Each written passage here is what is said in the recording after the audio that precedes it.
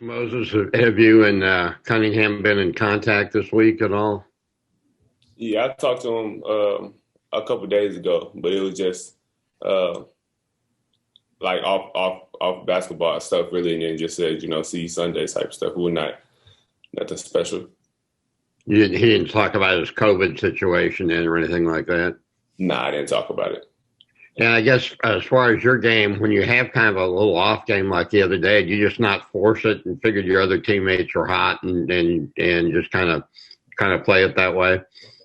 Yeah, I mean, my game is just in the flow of the game, so sometimes it doesn't swing that way. So just just still do what you got to do to come out with the win, and that's what we did. Thank you. Alyssa. Hey, Moses, talk about that relationship. I know you had talked about it a lot, on your Hog Pod and that relationship with Cade, especially with you guys being away from home at Montverde. So how did that relationship start and then blossom as teammates? Yeah, so before we actually went to Montverde, we was already cool. We knew each other, just being around, playing each other, all of that, but we wasn't as close. But, obviously we went to Montverde and we were roommates for 2 years. So that made a pretty close relationship. And yeah, and since then we've just still been close, talking to each other. How have you guys kind of supported each other? Obviously, he's projected to be a number one pick in the NBA draft. You've got high projections as well. But as you two support each other in your basketball careers on and off the floor?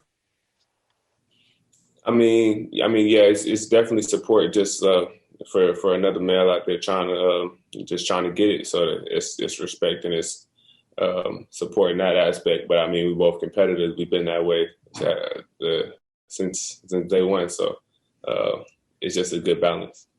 And last one for me. I mean, you've played with him for so long. What do you think it's going to be like, hopefully being able to play against him on Saturday?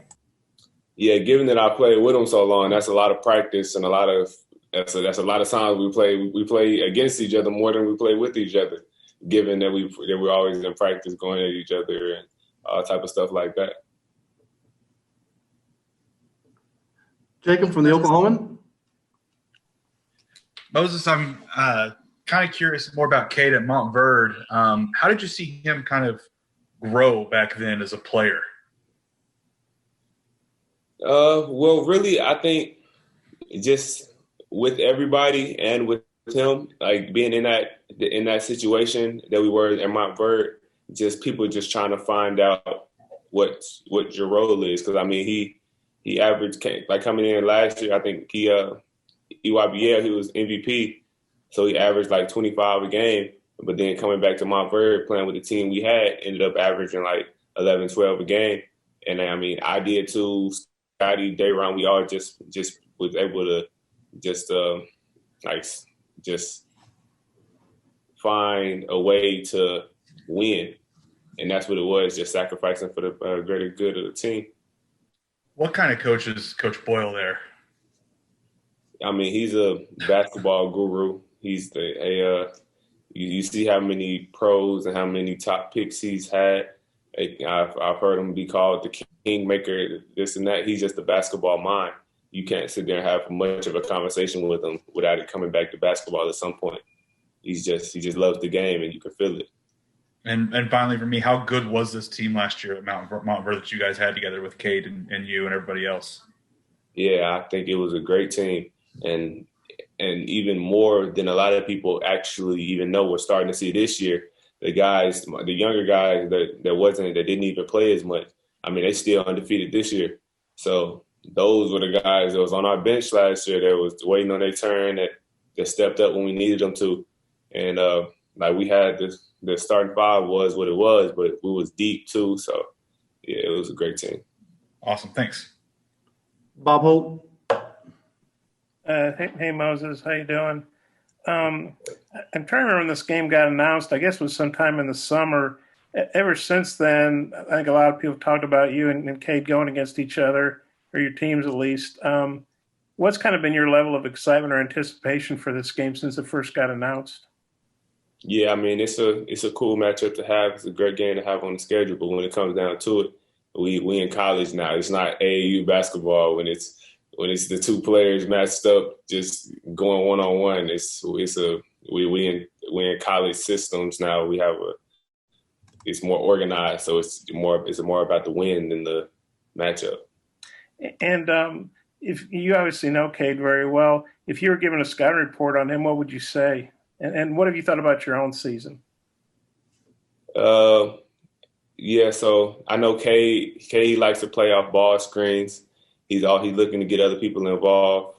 I mean, I'm really starting a scouting for like him at Oklahoma State, because like I've said, he's able to find different ways to play given the team that he's on. So the team the Cade that I've been playing with is more get other people involved first, because he was the point guard, not needed as the number one scorer all the time, this and that. But at Oklahoma State, I assume that he is. So I'm just gonna have to reevaluate and see what he's been doing thus far in the season. And yeah, I mean, I think the season been going pretty good. We made it back above 500 the other day. So yeah, I think it's been a pretty good season so far given the circumstances. And I know Cade hadn't played the last couple of games, but he's been on the bench. So he's obviously out of the COVID protocols. Do you expect him to play? Yeah, I do. Yeah. And I just got one more. Yes, I think this is the 8th year of the SEC Big 12 Challenge. How big a deal is that for you guys? You're kind of, you're playing for yourselves, but you're also playing for the conference pride, all that, bragging rights. Yeah, I mean, that's what it is. We got the SEC on our backs almost. So we just representing for our conference. And then given that Oklahoma State have been having a good year, so that makes it even better for us and make it a bigger win when we knock them off. So. Okay. Is that a prediction? Yes, sir. Okay. Thanks. Rich from ESPN. Hey, Moses. I promise not too many more questions about Cade, but you mentioned how you were roommates for 2 years. What kind of a roommate was he? Like, was he a messy guy? Was he a neat guy? Did you have to clean up after him? Nah, he was a pretty neat guy. So we just stayed on our side. Well, matter of fact, I say we stayed on our sides, but my junior year, our room was I couldn't tell you how small it was. So our beds was like this far away from each other, so it wasn't much of size we could have. We wake up in the morning, and if we happen to be looking in the same direction, it's like we wake up eye to eye. It was a pretty tough situation for that year at least. So, but yeah, for the most part, we stayed out each other's way as much as possible. Just being roommates, how that could be. But that was my guy, that was my dog, and we was roommates and classmates and teammates, so it was just 24/7. What'd you all do together, like if you had downtime? We played a lot of ping. We had a ping pong table in the rec room. So coming in, we both were terrible. We were just in there just hitting it back and forth, not knowing what we was doing. But by the time we left, I'm talking we professionals now. We running through everybody on campus. Who would win? I had to hold it. I figured that was the answer. All right, thanks, man. Appreciate it. Scotty. Hey, Moses, I just wanted to get your thoughts on JD's game last night and how important it was for him to get going after a stretch where I think he scored 12 points and kind of struggled with his shot over, I think, 3 games. Yeah, I mean, it was great to see him get back to doing what he really can do, and just him letting the game come to him and just having a good performance when we needed it. Hutch. Yeah, Moses, having played with Cade for so long and gone up against him in practice, does that kind of give you an advantage at all because you know how he plays, or is it different because, he's got a different role at Oklahoma State?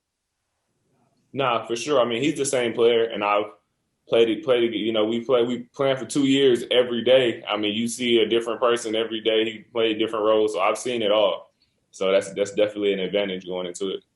And I was looking at your numbers earlier today, and I noticed that, like, anytime you had a maybe an off game, you've come back with 24, 25 points. What's the key to having a bounce-back game like that? I mean, like I say all the time, just stand even kill. I know what I do. I know what I can do. And I mean, me playing within the offense, like I say, a game like that can happen easily just because I don't need the ball in my hand all game. I'm not just chasing points all game, just playing within the flow of the game. So a game like that could happen, and it's easy for the next game to roll over like that because, then people can start sleeping on you or this or that. And then I just continue to do it and continue to do what I've been doing the whole time. Curtis. Hey, Moses, you guys had some marquee matchups with Louisville and Oklahoma and Tulsa that you weren't able to play with everything going on this season. To be able to step out of SEC play at this point in the year and be able to, get showcased in an event like this, how important do you think that is for the team? Yeah, I mean, I think it's really important just to be able to represent the SEC well and just go and find and just get outside the conference. It's kind of weird now, given that we had like our non-conference to where we in non-conference mode, and now it's like conference to every game, adding to the record. We worried about this, worried about that, and then just almost taking a break from that and just going back to non-conference for a game. But yeah, it's an important game, important win. And then Devo, obviously he's all hog now, but he was committed to Oklahoma State for a long time. This might be a game that he has circled on the calendar. Have you talked to him about that at all? I actually forgot about that. You just reminded me, but yeah. Let us know what he says. Yeah, I got you. Bob, you have a follow-up? Yeah, I guess, Moses, do you remember how old you were when you first met Cade? Was it like on the AU circuit or at a camp, or where? Do you remember the first time you met him and how old you guys were? First time I met Cade was probably, I think it was at a Pangos event. It might have been around 7th, 8th grade, somewhere around there. I'm not 100% sure. Back then, were you guys talking about being big-time college players and high NBA picks? Or when did it hit you that, hey, I'm pretty good, he's pretty good? I mean, really, at that point, we was both highly rated and everything, but we wasn't really that cool back then. We really got cool when we started, when we found out that we was both going to Montverde. So then we started communicating before we actually got on campus. So that's when that relationship really started, more than when we were younger. And you guys are cool now, right? Real cool? Yeah, that's my guy. Okay. Thanks, Moses. Appreciate you. No problem. Randy, final question.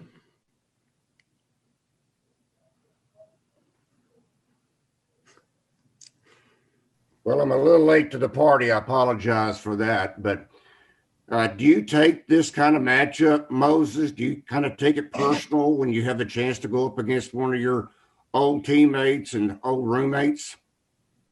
Yeah, I definitely take it personal, just locked in, dialed in, just wanting to win and wanting to have a good performance.